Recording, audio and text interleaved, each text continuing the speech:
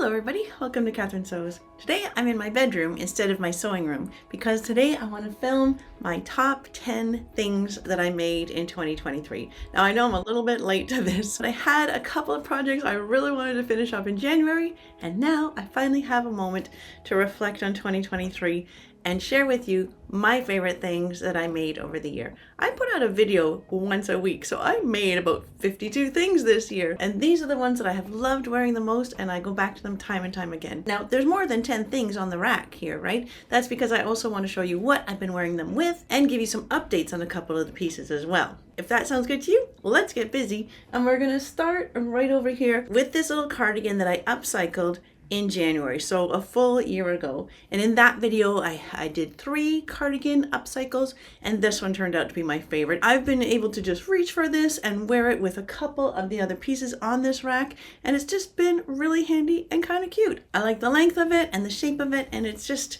one of those really handy things. It was originally a men's double XL. So I did, I think in that video, trim it down a little bit, and of course I shortened it a lot. So that's been a winner. Then we're gonna jump forward all the way to April, and in April, I made my sashiko jeans. So I took my vintage Levi's that had holes in the knees, and I dabbled in sashiko stitching on the knees, and these have been my favorite jeans ever since. I've been wearing them this week with the jacket that I just posted a video of a few days ago, and that jacket is definitely going to be on my favorite list for 2024. But these jeans, because I just stuck with different shades of blue in the patching, they still go with everything that jeans go with. So these have been my go-tos since April. And then in May, I made that tiered skirt. The theme of this video was making a project entirely on your serger. So that was fun. Like, I did not use my regular machine at all, I don't think. No, I don't think I used it at all. And so one little update on this skirt is I did end up going back to the fabric store, got a little bit more fabric to add on the 4th tier. I just wanted it a little bit longer. It just feels somehow easier to wear when it's a little bit longer. I've been wearing it when we travel, and I've been wearing it with the little t-shirt I made in 2022 in one of, I think this one is still my most popular video, 5 ways to make a t-shirt bigger. So adding in those pink and white stripes, and I really like pairing those together with that tiered skirt. So that's a fun one. So in June, I thrifted this, which was originally sleeveless, and then I also thrifted this sort of sheer chiffon pleated sleeve top, and I put them together just to show how you can add sleeves to a sleeveless top. And this one just came out so pretty. Like, the 2 pieces just work together so nicely. I absolutely love this. I wear it going out for dinner, anything where I just want to feel a little bit elevated. I love this top. And then in July, I kind of went the opposite direction. Instead of adding sleeves, I removed sleeves, and I took the sleeves off of 2 t-shirts and made them into racerback tees. And these were just really fun to wear all summer long. I wore them to bits. I find that the racerback is really quite flattering, especially if you are okay with your arms and shoulders. I know not everybody is. This is not going to be for everybody, but if you are okay with your arms and shoulders, I love a racerback. I think it looks great, and it was really fun to convert an oversized men's shirt. This one was some kind of like work shirt. This one was actually my son's shirt from when he was smaller. And so even though they started off being very different sizes, I made them both fit and work well for me. And I really enjoyed those t-shirts. I wore them a lot all summer. And then in August, I started thinking about back to school, and I was still sort of in the menswear frame of mind. So I thrifted this men's shirt and I altered it to fit myself. I made it a 3/4 sleeve. I made it nice and trim. I added bust darts, and that one worked out really nicely. And what I've been wearing this with are pants that I made in 2022, I think. These wide leg pants, and an update on those ones. They were super wide leg. They were like monstrously wide and not very flattering when I first put out this video. So I ended up tapering the leg probably a good inch off of the side seam and the inseam. And I added belt loops, which makes it, of course, a lot easier to wear a belt, which helps a lot to make these look a lot more flattering. And I kind of like the way the more subtle stripe works with the bolder stripe.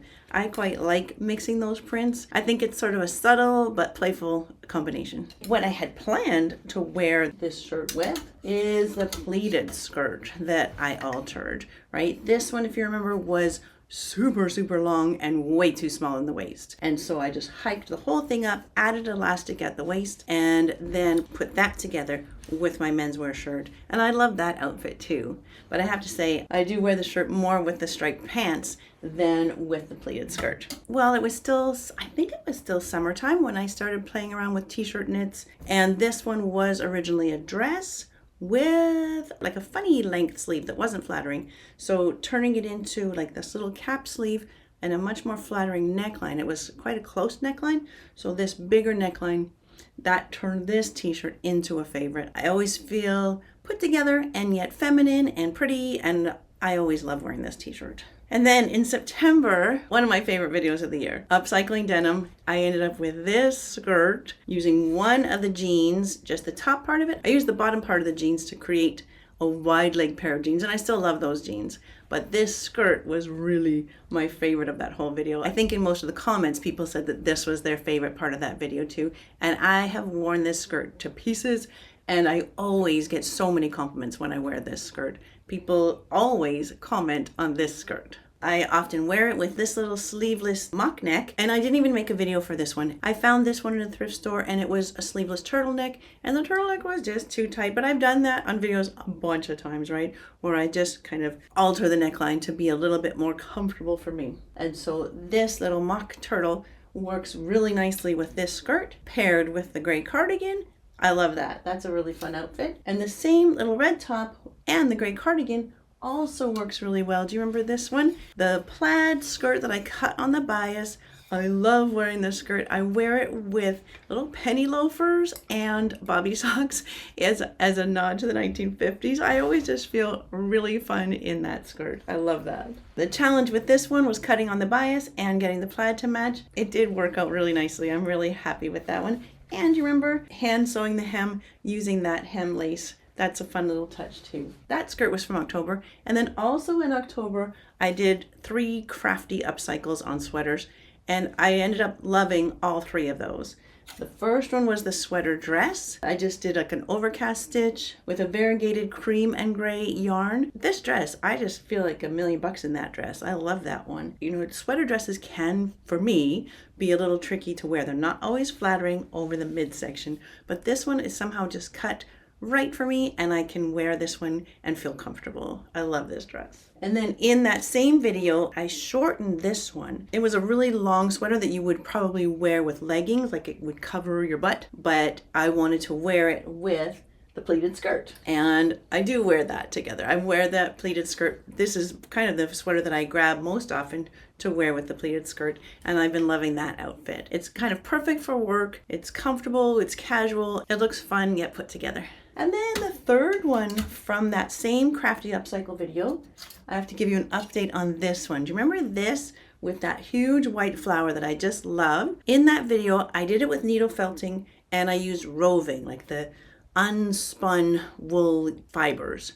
And I worked at it, and I love the effect. I love the drama of the big flower, but I just couldn't get the roving to look finished enough and like kind of professional enough. I still liked it at the end of the video, and I wore it like that, but I kept thinking, I think I can do better. So what I did was I traced off the original roving and got the shape of the flower, cut that out of the paper. Then I had to peel off that roving. It was really stuck on there, but good, and it was hard to get it off. So that was reassuring that needle felting does actually work, and it was secure, but I had to pull it off, and it left little tufts, and it had to definitely be covered.